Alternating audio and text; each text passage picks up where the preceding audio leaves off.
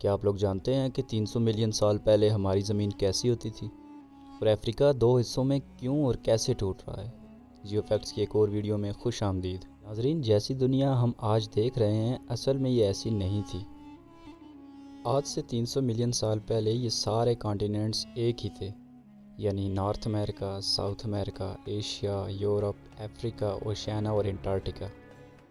ये सब एक ही लैंड मास का हिस्सा थे जिसे पैंजिया या सुपर कॉन्टिनेंट कहा जाता है, यानी एक ही कॉन्टिनेंट और एक ही ओशन था। फिर जैसे जैसे वक्त गुजरता गया इस दुनिया ने अपनी शक्ल बदलना शुरू कर दी। देखते ही देखते ये एक कॉन्टिनेंट से 7 अलग अलग कॉन्टिनेंट्स में डिस्ट्रीब्यूट हो गया। साइंस ने इसे कॉन्टिनेंटल ड्रिफ्ट थ्योरी का नाम दिया। ये थ्योरी एक मशहूर साइंसदान अल्फ्रेड वैगनर ने दी थी। एक ही कॉन्टिनेंट से हमारी ज़मीन अलग अलग कॉन्टिनेंट्स में फैल गई। खैर, ये सब होते हुए इंसानों ने नहीं देखा क्योंकि तब इंसान थे ही नहीं। लेकिन अब सवाल ये उठता है कि फिर इंसानों को कैसे पता चला कि 300 मिलियन साल पहले ये दुनिया एक ही लैंड मास थी। इसका जवाब ये है कि जब इंसान एक्सप्लोरेशन के वसी मैदान में एक दूसरे से आगे निकलना चाहते थे और अलग अलग जगह डिस्कवर करने लगे, फिर इंसानों ने फॉसल्स की दुनिया में कदम रखा।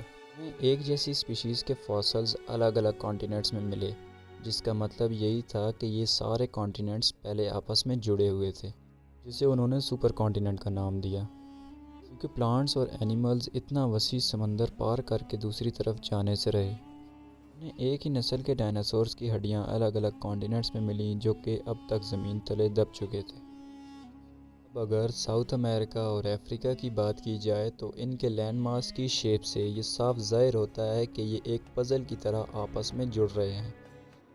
नाजरीन, ये सबूत इस चीज़ की तरफ इशारा करते हैं कि ये दुनिया पहले एक ही लैंड मास थी। लेकिन ये थ्योरीज़ इंसानों ने सबूतों को मद्देनज़र रखते हुए बनाई थी, न कि खुद होते हुए देखी थी।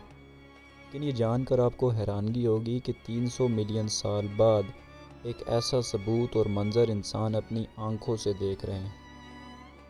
जी हाँ नाजरीन, अफ्रीका जो कि एक ही कॉन्टिनेंट है जल्द ही 2 हिस्सों में तकसीम होने वाला है।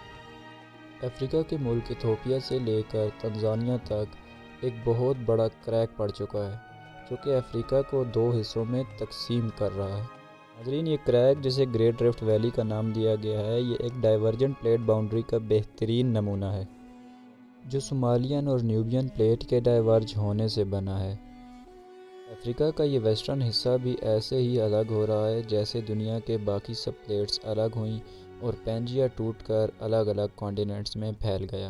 ये क्रैक 5 से 10 मिलीमीटर हर साल एक्सपेंड हो रहा है और ऐसे अभी कई साल बाकी हैं इसे मुकम्मल अलग होने में। नाज़रीन, आज के लिए बस इतना ही। मज़ीद इन्फॉर्मेशन और फैक्ट्स के लिए हमारा चैनल सब्सक्राइब करें और बेल आइकन प्रेस करें ताकि आने वाली नई वीडियोज़ आप तक पहुँच सकें।